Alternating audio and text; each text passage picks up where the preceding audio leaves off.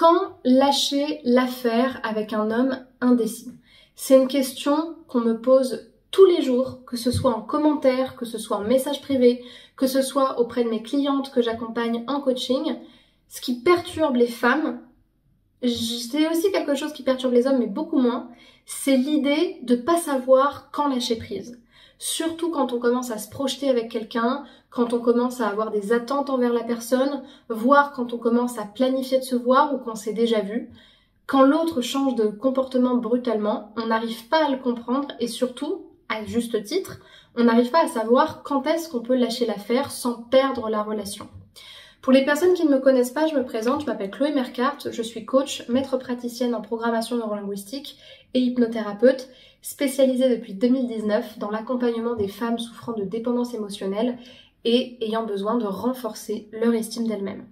Si vous n'êtes pas encore abonné à la chaîne YouTube, je vous invite à le faire maintenant en cliquant sur le bouton rouge s'abonner en bas à droite de la vidéo et en activant bien la cloche des notifications pour recevoir tous les jours, tous les soirs, les vidéos qui seront mises en ligne sur la chaîne durant la semaine.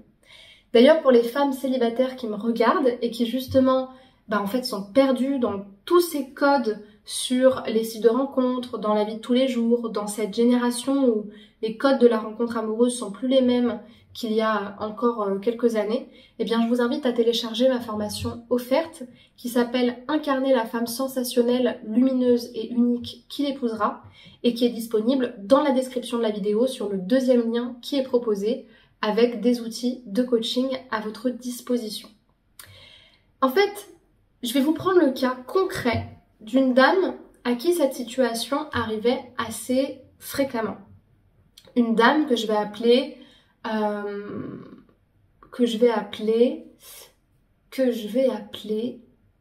Ilona. Voilà. Donc Ilona, c'est une belle femme de 40 ans, divorcée, qui travaille, voilà, et qui est sur les sites de rencontres. Et en fait, ce qui était très positif chez cette dame-là, c'est qu'elle avait une très grande positivité vis-à-vis des hommes qu'elle rencontrait. C'est quelqu'un qui se connecte facilement à l'autre, c'est quelqu'un qui est très positif, c'est quelqu'un qui est ouvert sur le monde et qui est toujours partante pour faire une nouvelle rencontre. C'est très très positif parce que malheureusement tout le monde ne l'a pas, cette positivité-là, et je trouve que d'ailleurs c'est un très bon élément. Mais le problème d'Ilona, c'est qu'en fait, elle avait passé tellement de temps seule qu'elle avait peur de ne pas trouver quelqu'un. Et comme elle avait peur de ne pas trouver quelqu'un, à chaque fois qu'on lui parlait et qu'elle ressentait une attirance, elle développait des attentes qui étaient beaucoup trop exagérées par rapport au temps de la relation. C'est-à-dire que dès qu'un homme lui proposait un rendez-vous au bout de 2 jours et qu'elle s'organisait pour être là à ce rendez-vous, dès ce moment-là, elle développait des attentes très importantes par rapport à lui et dès qu'il répondait pas, dès qu'elle n'avait pas de message, dès qu'il changeait une photo ou dès que il semblait changer, ça la perturbait énormément. Ce qui en soi est compréhensible parce que quand on s'attache à quelqu'un et quand on organise des rendez-vous, forcément on a des attentes. Juste là, c'est bien. Jusque là, c'est compréhensible. Mais le truc, c'est que quand vous êtes la seule à vous organiser énormément pour pouvoir voir quelqu'un, quitte à investir de l'argent pour louer une chambre, pour réserver une activité, voire pour réserver un voyage en avion ou en train pour rencontrer la personne, en fait, c'est pas comme si vous étiez sur Paris, Bordeaux ou Lyon ou Nice et que vous vous disiez bon on va se voir à la Coulée Verte tel jour, ou on va se voir au Trocadéro tel jour, et à la limite la personne vous met un plan et ça n'impacte pas tant que ça vos plans parce que finalement vous n'investissez rien. Mais quand vous commencez, et je parle notamment pour les personnes qui font des relations à distance, de l'argent sur un rendez-vous et que vous êtes la seule à investir cet argent-là, on peut pas avoir la même philosophie et le même état d'esprit que si ça n'avait aucune importance. Ce que j'expliquais à cette dame-là, déjà dans un premier temps, c'est que émotionnellement comme financièrement, quand on rencontre un homme et qu'il ne nous a rien prouvé, qu'il ne s'est rien passé, qu'on n'a pas confiance en lui et que surtout il n'a pas suffisamment prouvé ses intentions, surtout il ne faut pas lui donner la place de votre mari en fait. C'est pas parce que vous voulez être dans une relation saine que vous devez tout donner à quelqu'un qui n'a rien prouvé dans votre vie et qui surtout n'a même pas expressément demandé d'y être. Ça, c'est une première chose. La deuxième chose, selon moi, c'est que vous devez avoir ce que j'appelle un état d'esprit investisseur. Quand on apprend un petit peu à investir de l'argent, notamment dans la bourse ou dans la crypto-monnaie, on nous dit tout le temps qu'il ne faut pas mettre ses œufs dans le même panier. Et que surtout, tout ce qu'on investit à un endroit, on peut le perdre. Notamment en bourse et surtout en crypto. Tout ce que tu investis, sois prêt à le perdre sans que ça fasse couler tous tes bateaux. En amour, au début, c'est un petit peu la même chose. C'est-à-dire qu'on ne peut pas comparer une relation qui est installée, qui est sérieuse, qui est profonde, dans laquelle les deux personnes sont engagées depuis des années, et donc on va avoir des comportements forcément bien spécifiques, avec quelqu'un qu'on ne connaît pas, et à qui on est déjà en train de donner le beurre, l'argent du beurre, et plus dès les premiers jours. Ça, c'est une première chose. Mais du coup, la deuxième chose, c'est que cette dame, elle me dit, Chloé, comment est-ce que je sais quand est-ce que je dois lâcher l'affaire? Donc, ce qu'on a fait, c'est qu'on a déterminé un cadre comportemental dans lequel la personne, comme une sorte de petit protocole, elle allait pouvoir, entre guillemets, lâcher prise par rapport au fait de lâcher l'affaire avec un homme qui ne lui répond pas, sans se culpabiliser. Et dans ce protocole, en gros, c'est un protocole qui est assez rapide. Déjà, c'est au début de la relation, vérifier qu'il y a un équilibre. C'est lui qui écrit, puis c'est moi, puis c'est lui. Bien sûr, on ne va pas le calculer au gramme près, mais l'idée c'est de se dire que ça doit être un échange qui est réciproque. Logiquement, avant de se voir, ce serait bien de vérifier que la personne, on s'entend bien avec elle, voire on l'a appelée un peu avant, voire on a vu qu'elle s'intéressait à nous pendant un certain nombre de temps, ou de jours, voire de semaines, si on a envie de prendre le temps, pour vérifier que déjà, on est avec une personne qui est qualifiée.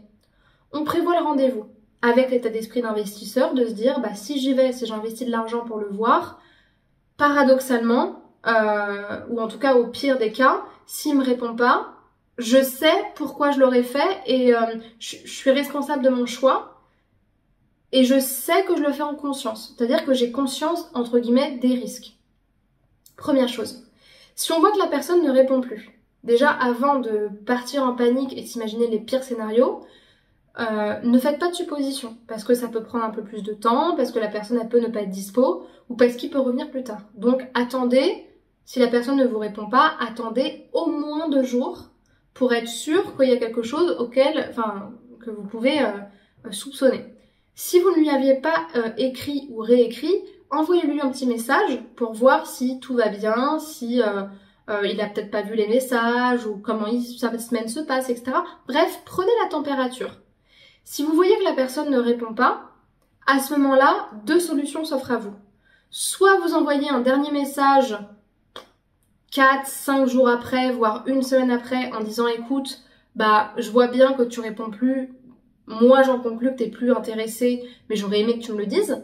Mais en soi, ça ne sert à rien parce que qui vous répondent ou qui vous répondent pas, dans tous les cas, vous le faites plus pour soulager votre conscience qu'autre chose. Ou soit vous ne répondez pas parce qu'en fait, la non-réponse est un signe. La non-réponse est une réponse. C'est-à-dire que vous considérez, 1 semaine après maximum, mais c'est déjà pas mal, que si la personne ne vous a pas répondu, c'est qu'elle ne voulait pas vous répondre. Première option. Si la personne vous répond, mais qu'il fait le mimou, c'est-à-dire qu'en fait, il vous répond, mais on a l'impression que entre la situation quand vous êtes rencontrés et maintenant, il en a juste rien à faire et qu'il pourrait limite oublier de vous répondre, que ça lui ferait pas grand-chose, moi j'ai tendance à vous dire de le laisser revenir vers vous.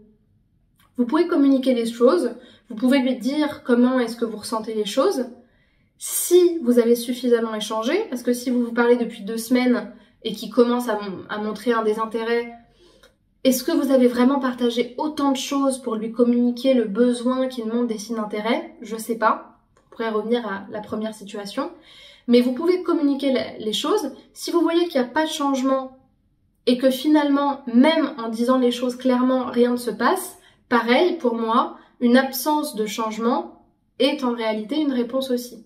Donc pareil, vous pouvez envoyer un message si vraiment vous êtes sûr qu'il n'y a rien à améliorer et que de votre côté, il n'y a pas trop d'exigences, pour dire, écoute, je vois bien avec tel et tel comportement que tu n'es pas si intéressé que ça, peut-être que je me trompe, mais moi j'ai envie d'être avec un homme qui s'investit, donc malheureusement, si ça continue comme ça, ce sera pas possible.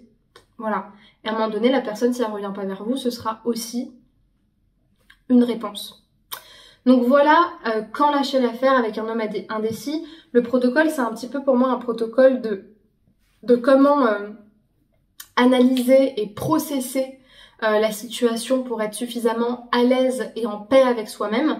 Parce qu'une fois que vous voyez que la personne, elle passe différents niveaux de je m'en foutisme, hein, clairement, c'est que en fait, elle est claire sans être claire sur ce qu'elle ne veut pas en réalité. Et ça, il faut être capable de le voir.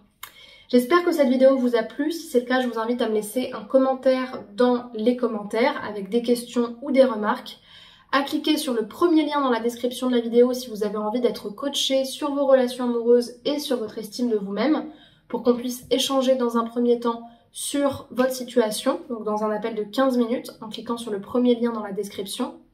Et dans cet appel, je vais prendre des informations sur votre situation et vous expliquer quel est mon cadre de travail.